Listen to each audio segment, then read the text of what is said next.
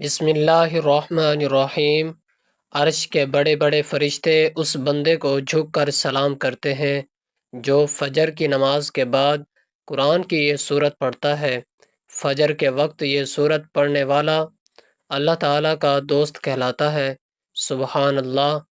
ناظرین، آپ نے کبھی سوچا ہے کہ فجر کی نماز کے بعد جب دنیا سو رہی ہوتی ہے تو اللہ تعالیٰ کے عرش کے فرشتے کس کی تلاوت سننے کے لیے جاتے ہیں؟ کیا آپ جانتے ہیں کہ وہ سورت کون سی ہے جس کی تلاوت کرنے والے کو فرشتے سلام کرتے ہیں؟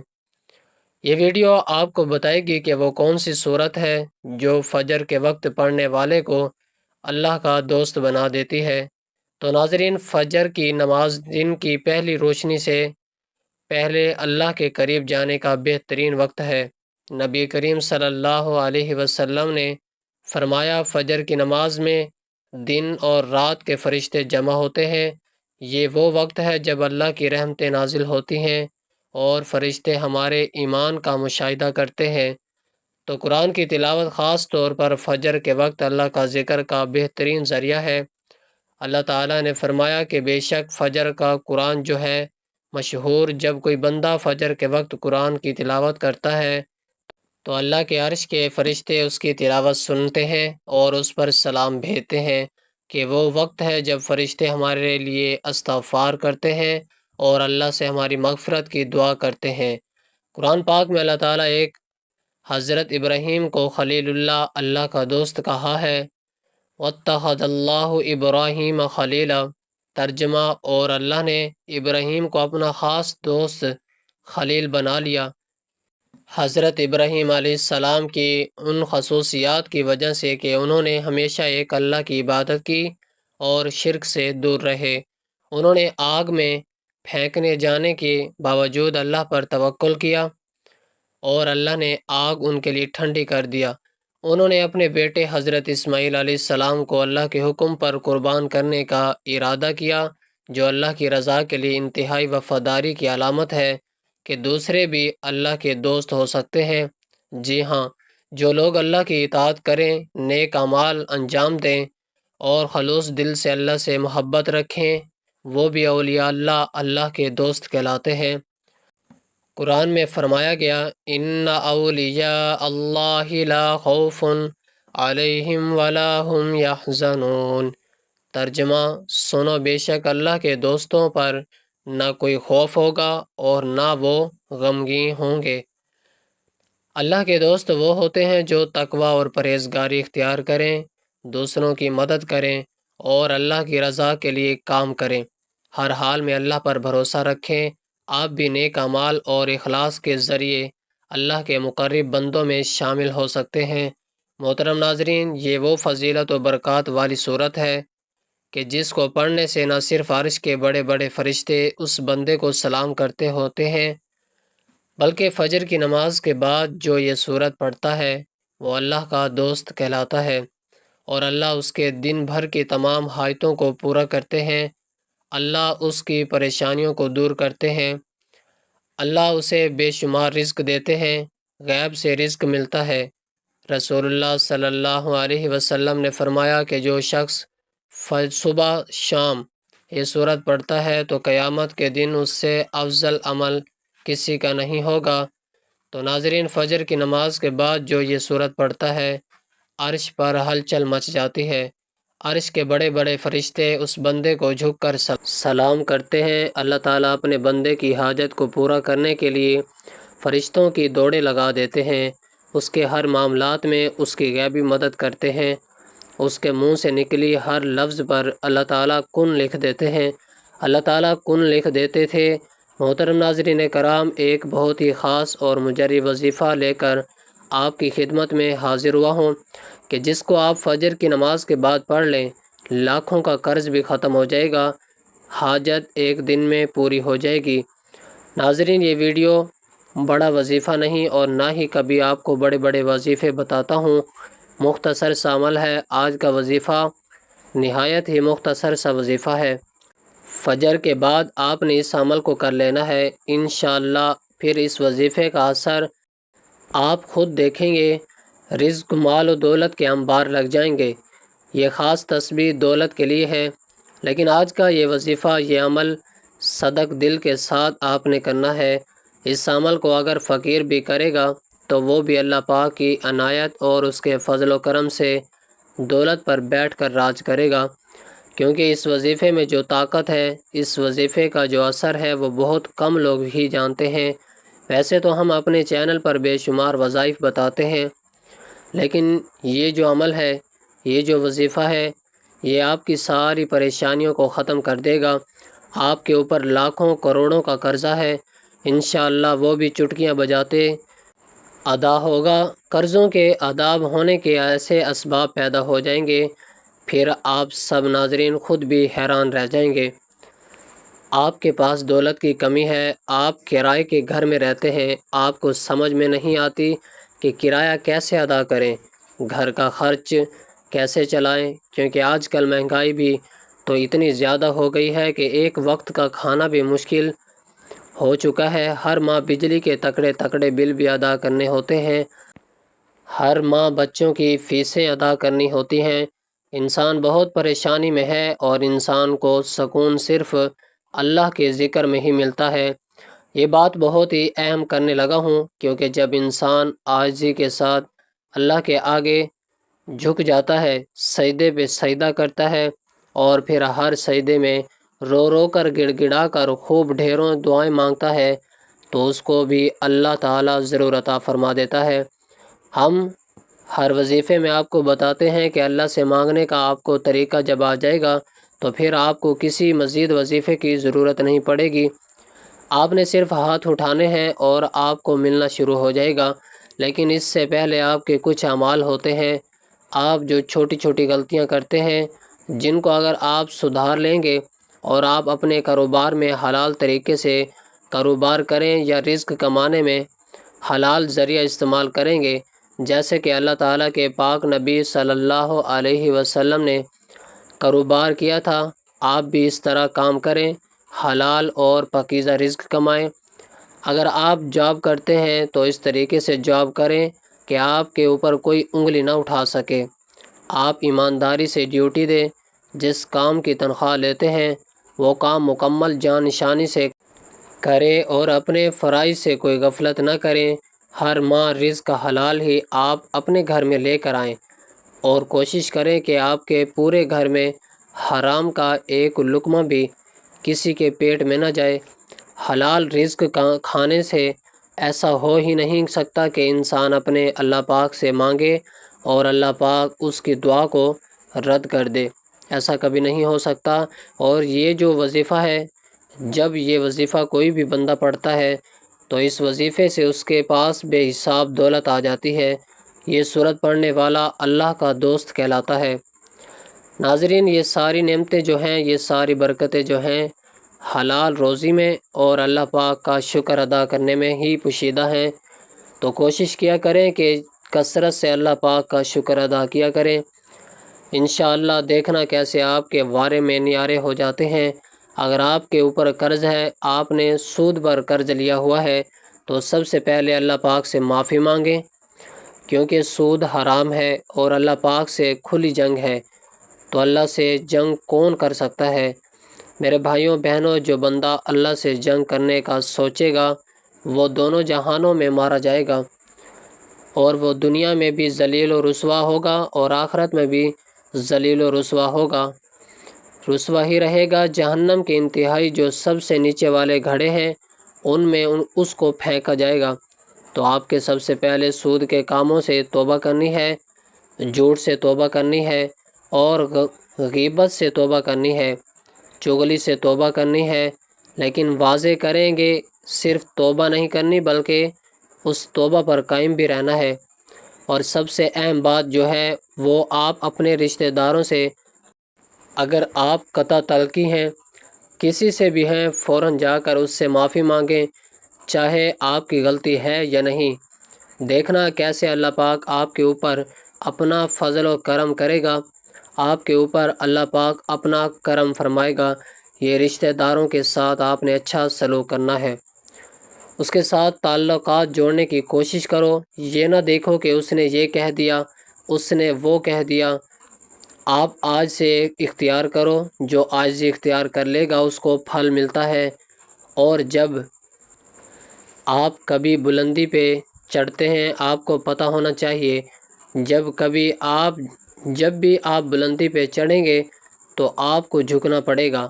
آپ سیدھے کھڑے ہو کے بلندی پہ نہیں چڑھ سکتے، اور جب آپ نے نیچے اترنا ہوتا ہے تو آپ کو سیدھا ہونا پڑتا ہے، تو اس وقت آپ کو ایسے سینہ تان کے نیچے اترنا پڑتا ہے، پھر ہی آپ نیچے اتر سکتے ہیں۔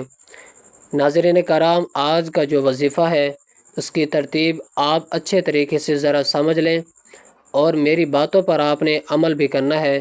اس وظیفے کو اپنے دوستوں کے ساتھ، رشتہ داروں اس کے ساتھ لازمی شیئر بھی کرنا ہے۔ یہ بھی ایک صدقہ جاریہ ہوگا۔ کسی ایک بندے نے بھی اس بات پر عمل کر لیا تو اس کا اجر آپ کو بھی ملے گا۔ جب فجر کی نماز ادا کر لیں، آپ نے کوشش کرنی ہے کہ وہیں اسی جگہ پر بیٹھ جائیں۔ مردوں نے کوشش کرنی ہے کہ وہ مسجد میں جا کے جماعت کے ساتھ نماز ادا کریں، عورتوں نے گھر میں نماز ادا کرنی ہے۔ اگر آپ کو ٹائم نہیں ملتا یا آپ نے کہیں جانا ہوتا ہے تو آپ عشاء کی نماز کے بعد سونے سے پہلے بھی اس وظیفے کو کر سکتے ہیں، کوئی ایسی پابندی نہیں، لیکن فجر کی نماز کے وقت کرنا زیادہ بہتر رہے گا۔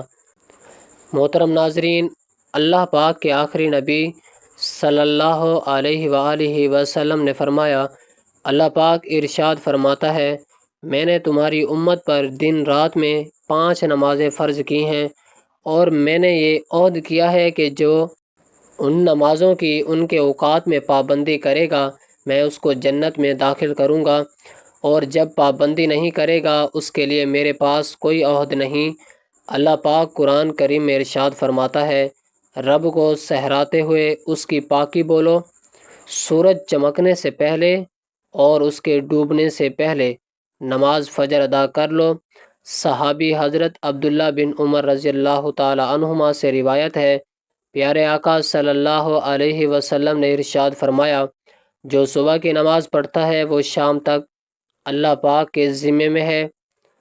تم اللہ پاک کا ذمہ نہ توڑو، جو اللہ پاک کا ذمہ توڑے گا اللہ پاک اسے اوندھا یعنی الٹا کر کے دوزخ میں ڈال دے گا۔ حضرت سلیمان فارسی رضی اللہ تعالیٰ عنہ سے روایت ہے، اللہ پاک کے آخری نبی صلی اللہ علیہ وسلم کا فرمان ہے کہ صبح کی نماز کو گیا ایمان کے جھنڈے کے ساتھ گیا، اور جو صبح بازار کو گیا ابلیس یعنی شیطان کے جھنڈے کے ساتھ گیا۔ حضرت عمارہ بن رویہ رضی اللہ تعالی عنہ فرماتے ہیں، میں نے نبی کریم صلی اللہ علیہ وسلم کو فرماتے سنا، جس نے سورج کے طلوع غروب ہونے سے پہلے نماز ادا کی یعنی فجر و عصر کی، وہ ہرگز جہنم میں داخل نہ ہوگا۔ حضرت ابو عبیدہ بن جراح رضی اللہ تعالی عنہ بیان کرتے ہیں، رسول اکرم صلی اللہ علیہ وسلم نے ارشاد فرمایا، جمعے کے دن پڑھے جانے والی نماز باجماعت سے افضل کوئی نماز میں نہیں ہے۔ میرا گمان یعنی خیال ہے تم میں سے جو اس میں شریک ہوگا اس کے گناہ معاف کر دی جائیں گے۔ حضرت انس رضی اللہ تعالی عنہ سے روایت ہے، سرکار مدینہ صلی اللہ علیہ وسلم نے ارشاد فرمایا، جس نے 40 دن فجر اور عشاء باجماعت نماز پڑھی اس کو اللہ پاک 2 آزادیاں عطا فرمائے گا، ایک نار یعنی آگ سے، دوسری ناپاک یعنی منافقت سے۔ نماز جنت کی چابی ہے۔ اللہ پاک ہمیں وقت پر 5 نمازیں پڑھنے کی توفیق عطا فرمائے، آمین۔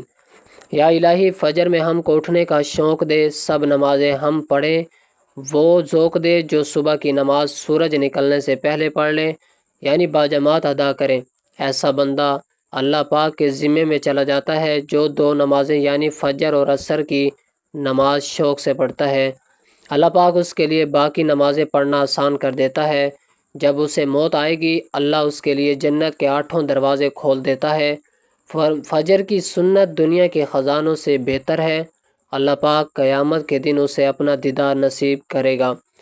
فرمان مبارک، اے میرے صحابہ، منافق بندے پر بوجھل اور سب سے بھاری نماز فجر ہے۔ فجر کی نماز کی فضیلتوں کو مد نظر رکھتے ہوئے گزارش ہے کہ اگر آپ اپنی دنیا و آخرت سنوارنا اور دونوں جہاں میں کامیابی حاصل کرنا چاہتے ہیں تو فجر کی نماز کو اپنے اوپر لازمی کر لیجئے۔ اللہ پاک ہماری موت اور آخری سانس میں نماز فجر ادا کرتے ہوئے ادا کرے، آمین۔ محترم ناظرین، آپ نے سب سے پہلے ایک مرتبہ بسم اللہ الرحمن الرحیم پڑھ لینی ہے۔ رسول پاک صلی اللہ علیہ وسلم کا ارشاد ہے کہ دروازہ بند کرتے وقت بسم اللہ پڑھو، چراغ گل کرتے ہوئے بسم اللہ پڑھو، برتن ڈھانپتے ہوئے بسم اللہ پڑھو اور مشک کا منہ بند کرتے ہوئے بسم اللہ پڑھو۔ کھانے پینے، ذبح کرنا، وضو کرنے، کشتی میں سوار ہونے سے، ہر کام کرنے سے پہلے بسم اللہ پڑھنا مستحب ہے۔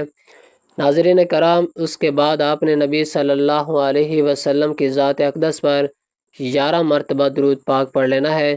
درود پاک درود ابراہیمی پڑھ لیں یا کوئی چھوٹے سے چھوٹا درود جیسے کہ صلی اللہ علیہ وآلہ وسلم، لیکن درود ابراہیمی کی فضیلت زیادہ ہے۔ ایک مرتبہ ثواب کی نیت سے میرے ساتھ بھی درود پاک پڑھیے۔ اللہم صلی علی محمد وعلی آل محمد کما صلیت علی ابراہیم وعلی آل ابراہیم انک حمید مجید۔ اللہم بارک علی محمد وعلی آل محمد کما بارکت علی ابراہیم وعلی آل ابراہیم انک حمید مجید۔ حضرت عبداللہ بن عمر رضی اللہ تعالی عنہ روایت کرتے ہیں کہ ایک شخص نے حضور اقدس صلی اللہ علیہ وسلم کی خدمت میں بابرکت میں حاضر ہو کر مفلسی اور تنگ دستی کی شکایت کی تو آپ صلی اللہ علیہ وسلم نے فرمایا، جب تم گھر میں داخل ہو اور گھر میں کوئی ہو تو اسے سلام کرو، اور اگر کوئی نہ ہو مجھ پر سلام عرض کرو، اور ایک بار قل هو اللہ پڑھو۔ اس شخص نے ایسا ہی کیا، اللہ تعالیٰ نے اسے اتنا مالا مال کر دیا کہ اس نے اپنے ہمسایوں کی بھی خدمت کی۔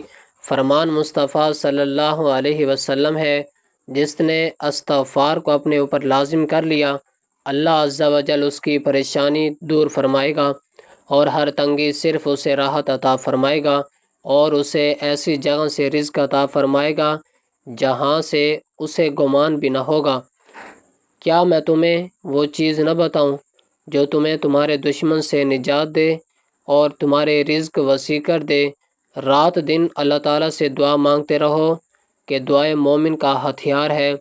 حضرت عبداللہ بن عمر رضی اللہ تعالی عنہ روایت کرتے ہیں کہ ایک شخص حضور صلی اللہ علیہ وسلم کی خدمت میں حاضر ہوا اور اپنے تنگ دستی کا شکوہ کرنے لگا تو آپ صلی اللہ علیہ وسلم نے اس آدمی سے فرمایا، کیا تمہیں وہ تسبیح بھول گئی جو ملائکہ کی تسبیح ہے، تمام مخلوقات کی تسبیح ہے، اس کے ذریعے سب کو رزق دیا جاتا ہے۔ حضرت عبداللہ بن عمر رضی اللہ تعالی عنہ نے عرض کیا کہ یا رسول اللہ صلی اللہ علیہ وسلم، وہ کون سی تسبیح ہے؟